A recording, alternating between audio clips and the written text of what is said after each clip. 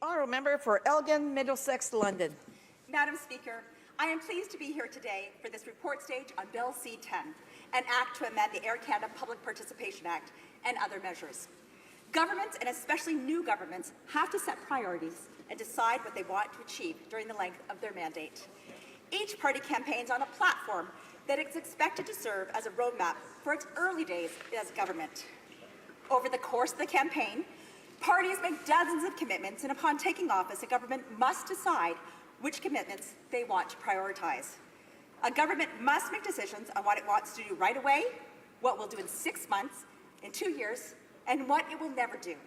On occasion, the Supreme Court will force the government to introduce legislation, as been in the case of Bill C-7 and C-14.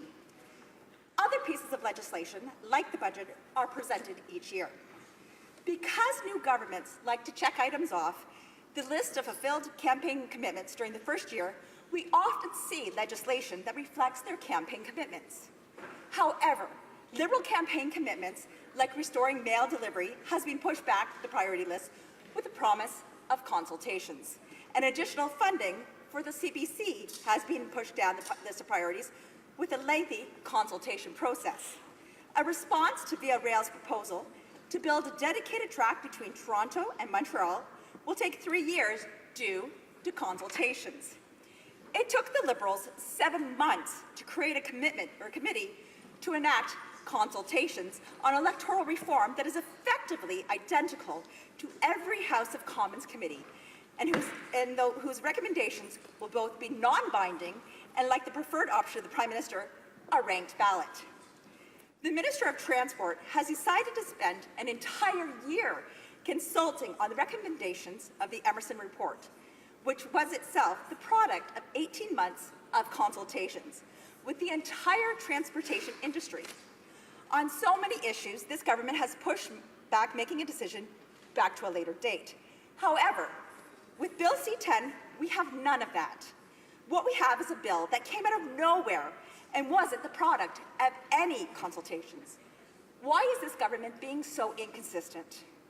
The Parliamentary Secretary to the Minister of Transport confirmed during his second reading debate that she was rushing this bill through so that the stakeholders could provide input during the committee stage.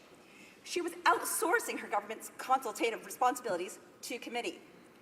A parliamentary committee studying a bill is not a consultative body. Its purpose is to probe the bill for weaknesses, and if the majority of the members agree, addresses these weaknesses through amendments.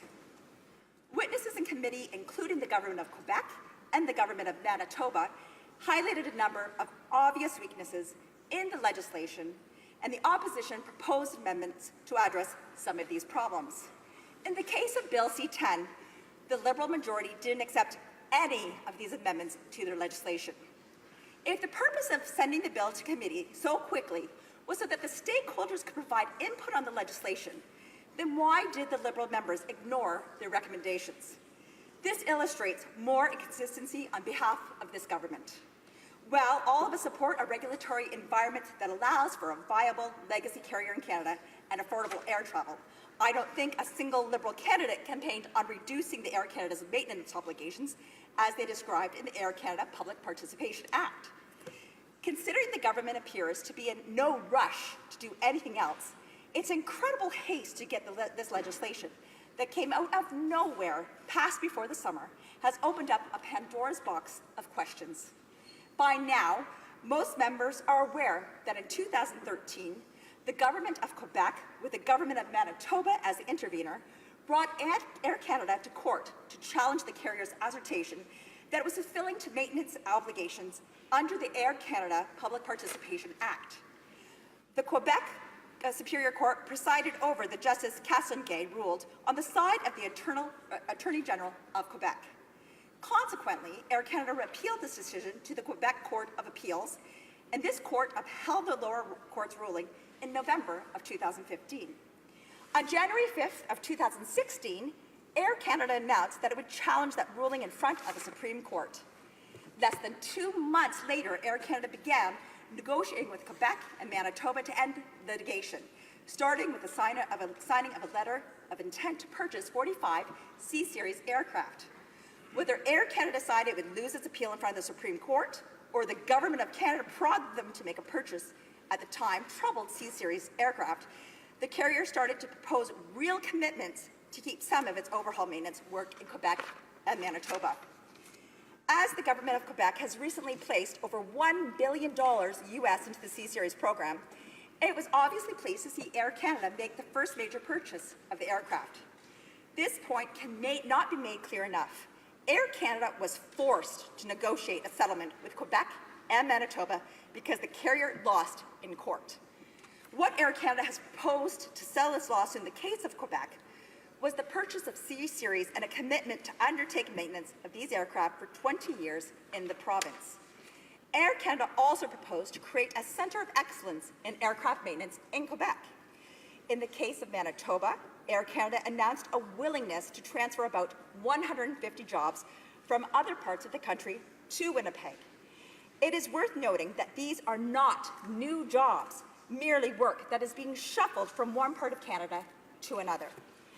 These Air Canada commitments to do maintenance work on narrow-body aircraft here in Canada are good, but these are not listed in the Act that we are debating today. Air Canada is making these commitments because they lost in court on the Air Canada Public Participation Act. The provinces of Quebec and Manitoba understand that if the law is repealed at its beginning proposed by the Liberals, then their negotiating position with Air Canada will be swept away under them. That's why both provinces explicitly asked the Transport Infrastructure and Communities Committee during the bill study to only allow the legislation to pass upon conclusion of their litigation against Air Canada. Yet these calls came onto deaf ears. None of the Liberal members on the committee questioned Manitoba's Deputy Premier and Quebec's Minister of the Economy statements, asking for more time or attempted to justify the prompt passage of this legislation.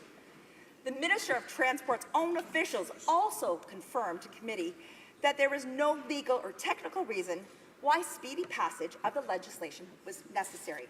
So here we are, Madam Speaker. We have a bill in front of us that 2 provincial governments have asked that its coming into force be delayed, and huge questions concerning why it's being rushed through Parliament so quickly ahead of the rest of the Liberal agenda. We also have the problem that Liberals are missing an important opportunity to make Air Canada and the entire aerospace sector annually more competitive. The Emerson report that I mentioned earlier in the remarks made a number of good suggestions that would stimulate the aerospace sector while maintaining jobs in Canada. For example, the government could tie all airport improvement fees to specific projects, to explicit sunset provisions, which would ensure that these fees are to be found or to fund a specific project and not the airport's overall operations. They could look at overhauling the airport security model to mirror those used at major international airports like London Heathrow or Amsterdam Schiphol that have clear customer service standards and much lower delivery costs. But this bill doesn't do any of that, and we haven't heard any indications from the Minister of Transport that measures to improve the competitiveness of this entire airline industry are forthcoming. I thank you for your time, Madam Speaker, and I look forward to the questions from the government and other opposition. Thank you. Questions et commentaires, questions and comments. The Honourable Parliamentary Secretary to the Government House Leader. Yes, thank you, Madam Speaker. You know, I listened to the Speaker before her, and you hear a great deal of criticism coming from the Conservative Party in regards to Bill C-10. And I do need to remind this particular member and other members that when Air Canada was in violation of the Act, that was like 5 years ago, over 5 years ago, Madam Speaker. And the then Conservative government chose to do absolutely nothing. It was actually the province of Manitoba and the province of Quebec that pushed the issue to bring it to court.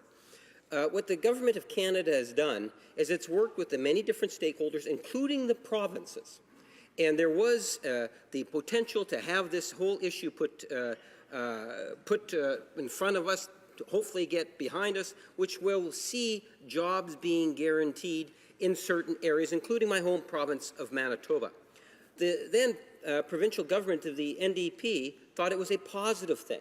And my question to the member is, why does she believe that the Conservative Party has all of a sudden taken this active interest when, in fact, when they were in government and the actions were being taken, they sat on their hands and did nothing? Honourable Member for Elgin, Middlesex, London. Well, I thank the Parliamentary Secretary for his question, but I'm going to remind him that courts enforce the Act and the government changes the laws. That's what our job is. So I'm just going to remind you of that as you just say what we did 6 years ago. But the bottom line is we're talking about these jobs and we're talking about things being moved around the country. And we need to see that we're going to continue having these jobs in Canada. And that is what our position is. We want to make sure that the jobs are secure here in Canada, and we don't see this in the legislation. I thank the member for pointing out that they did speak to the other governments, of the provincial governments, but I'm going to remind them they spoke to the government, but they did not listen to the governments, because these two provincial governments are requesting it to be delayed. So it's great that you had a one-way conversation, but you didn't get any results from it, so thank you. Questions and comments, questions et commentaires. L'honorable député de Hochelaga. Merci, Madame la Présidente. En fait, la députée vient à peu près de répondre à ma question, mais je vais la reposer quand même. Je voulais savoir si elle a la même compréhension que moi au sujet de C10. Moi, je ne vois aucune garantie dans C10 au sujet du pourcentage et du volume d'opérations en maintenance ou en entretien à préserver au Canada. Je crois avoir bien compris qu'elle voit exactement la même chose. Il n'y a aucune garantie dans C10. Elgin, Middlesex, London. You know, I thank you very much for that, because I, too, when I was reviewing the legislation that was put forward, looked at some of the words, and they're very, very open-ended. So you don't have it. It's so grand and general that, yes, it does not say that these jobs are going to be secure. It indicates that the activities can mean one thing, but jobs and employment is a totally different thing. So I, too, agree with you, the member, and thank you very much, Speaker. I, too, agree with you. With the language being there, it's very ambiguous, and it does not indicate jobs, it indicates activities, two very separate issues. Thank you. Questions and comments, questions et commentaires. The honourable member for Sherwood Park, Fort Saskatchewan. Thank you, Madam Speaker, and I thank my colleague for an excellent speech. Now, she and I are both new members. My colleague from Winnipeg North is not new, so he should know even better than us the record of significant investments by our previous government in the aerospace sector. In fact, I'll just mention close to $1 billion spent on the Strategic Aerospace Defense Initiative, which was a major initiative specifically supporting innovation and investment in the aerospace sector. Also, of course, there's the other measures that supported economic growth more generally, things like opening up trading opportunities and lowering business taxes. So I wonder if the member can correct the record in terms of what was said incorrectly across the way, and really talk about how much our previous government did for the aerospace sector as well as the economy more generally. Honourable member for Elgin, Middlesex, London. Well, thank you very much. And you know, there's many different opportunities that we have for that. I look at some of the different things that our government did work with. And you know, even something as simple as lowering the GST. That is something as simple as that. It may not be to the aerospace, but it is to all businesses, to all Canadians. Just that 7 to 6 to 5%. Those are small things that we've done. And like I said, it's more of a general, not specific to the aerospace. But we have done many things, and you know, working with our provincial levels of government and making sure that we support our workers here in Canada is the most important thing. And I really appreciate the question, but to the member, I would say anything to do with business is what the Conservative government did in the previous 10 years prior to 2015. We made great efforts to make sure that the red tape was cut and that we cut taxes for corporations so that they had a better opportunity to create more jobs and be successful. Thank you.